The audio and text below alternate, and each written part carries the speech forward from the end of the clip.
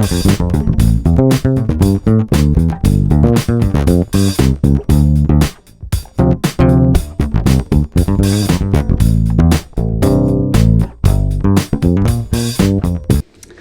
bass player needs something a little bit like this. Stick around to the end of the video and I'll tell you exactly what I mean by that. But this is a Kala ubass Wanderer, and it's a 20.875 inch 16 fret ukulele bass. I bought the original black rubber string version of this years ago, and this is a new version that's got round wound strings, the metal round wound strings rather than those black plasticky ones. And it just has a vast difference in the way that you play it. Like if you're a bass guitarist, you will understand the feel of these strings, whereas the other ones feel a bit weird to play. Acoustically, I turn it off. This is the first time I plugged it in. I've had it for about 2 months now, because this isn't how I use it. I don't use it for YouTube lessons or anything like that. I have this bass just lying around and I pick it up all the time. In fact, if you've watched any of my YouTube videos over the last probably 2 months, they've all been written on this thing. I use this as a practice bass.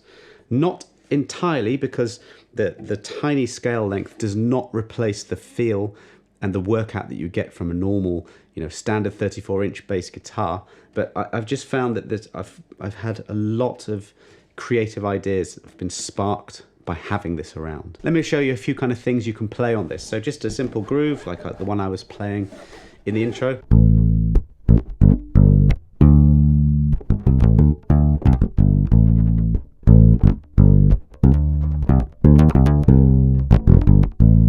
It just feels like a bass guitar, really, like an acoustic bass guitar when you're plucking. Obviously the frets are a little bit narrower, but very easy to navigate. I find myself playing chords on this a lot. Just it being an acoustic instrument, it lends itself well for that, and the dimensions of it make it really, really easy.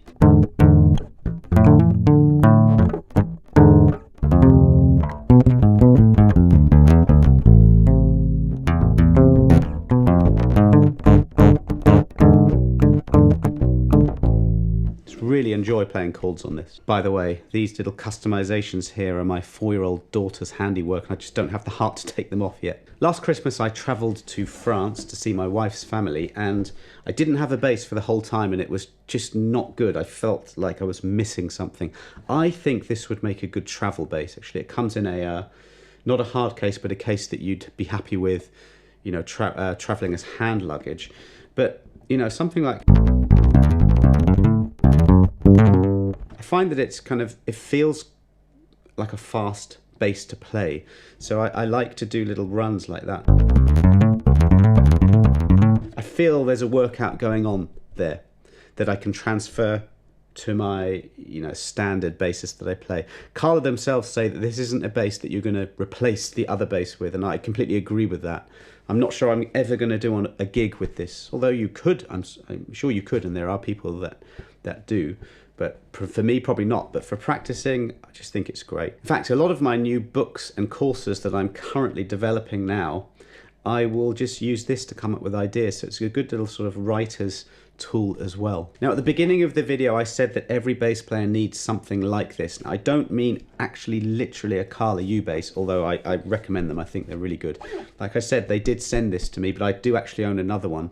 The other one I couldn't use in this situation because of those black strings.